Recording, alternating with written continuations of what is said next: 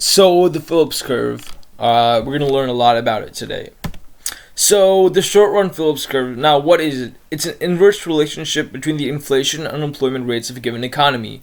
So when the unemployment is high, the wages increase slowly, so therefore there's a lower level of inflation. And think about it, that makes sense because when the unemployment rates are high, there's less workers being employed, so there's less consumption, less spending, so wages increase more slowly, and therefore prices increase more slowly, so there's a lower level of inflation. And now, when the unemployment rates are low, the wages increase more rapidly and therefore have a higher rate of inflation in the economy. And that makes sense again, because when the unemployment rate is low, there's more workers being employed, more spending, more consumption, and therefore prices increase more rapidly in the economy. So here's a graph of the short-run Phillips curve, and as you can see, there's a negative inverse correlation between the unemployment and inflation rates of a given economy. You can draw it either curve like this, or you can also draw it linear. It doesn't really matter on the AP test. And as you can see, when the unemployment rate starts to increase, the inflation rate starts to decrease. So it really exemplifies that inverse relationship.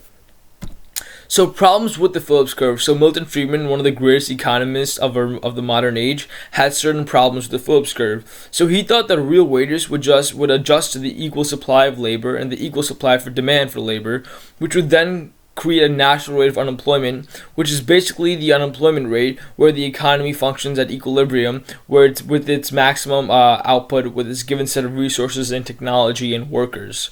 So it's kind of confusing in logic. So just to sum it up in an understandable way, Friedman basically thought that any changes in inflation would not change the natural rate of unemployment, so that there'd be no trade-off between increases in inflation rate and the unemployment levels in the economy.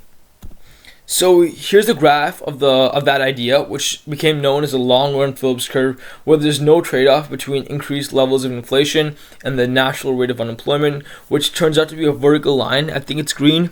Colorblind, so I can't tell, but it's the vertical line that is functions at the natural rate of unemployment in the economy. And also you see the two downsloping lines of the two short-run Phillips curves, which also has the other idea of that inverse relationship between the unemployment and inflation rates of a given economy. So stagflation. So this was a phenomena caused by the oil OPEC crisis in the 1970s because of the U.S. Conflicts and the Western nations' fights with the Arab countries over Israel. Can't remember the specific war, the specific conflict, but basically the Western nations made a lot of Arab nations very angry because of their involvement over Israel and aiding Israel with supplies and military and goods. So they decreased the availability of oil to the Western countries. The price of oil actually rose from $3 a barrel to $12 a barrel, and this increased prices of oil also increased the price of other resources as well. And because of that, there's a decreased amount of aggregate supply, which makes sense because all these prices were increasing like crazy, which then decreased the GDP level. And because of Oken's law, GDP and unemployment are inversely linked, so a decreased level of GDP which would then increase the unemployment rate exponentially. So stagflation basically shifts the Phillips curve to the right with a decreased amount of aggregate supply, which also results in an increased amount of both unemployment and inflation. It's also known as cost push inflation, as the lower amount of supply makes all the prices increase by vast amounts.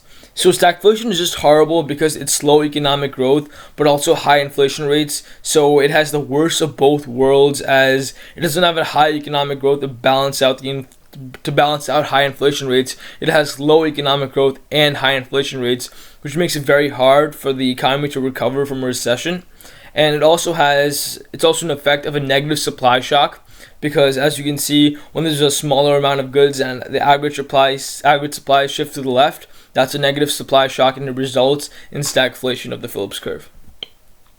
So to shifting the Phillips curve in the short run, it comes from shifting the aggregate supply to the left or the right. So supply shocks and any changes in aggregate supply changes the Phillips curve, like changes in production costs of raw materials, taxes and subsidies. Those are the factors that change the Phillips curve. And just remember that any changes in aggregate supply affect the Phillips curve in the opposite way. So decreases in aggregate supply shift the Phillips curve to the right, and increases in aggregate supply shifts the Phillips curve to the right, to the left, I mean. So they're oppositely linked. Just remember that.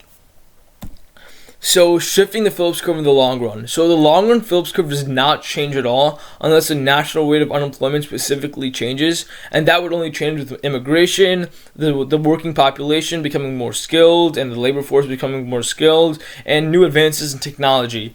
And those are the only factors that affect the national rate of unemployment, which would then affect the Phillips curve in the long run, because remember, the Phillips curve in the long run is just a vertical line with no trade-off with unemployment and inflation. And finally, shifts in AD do not shift the Phillips curve, but they move the economy from one point on the Phillips curve to another. So increases in aggregate demand would shift the Phillips curve leftward, would shift the point on the Phillips curve leftwards and upwards, like A to B, and then decreases in aggregate supply would shift a point on the Phillips curve down to the right, like B to A.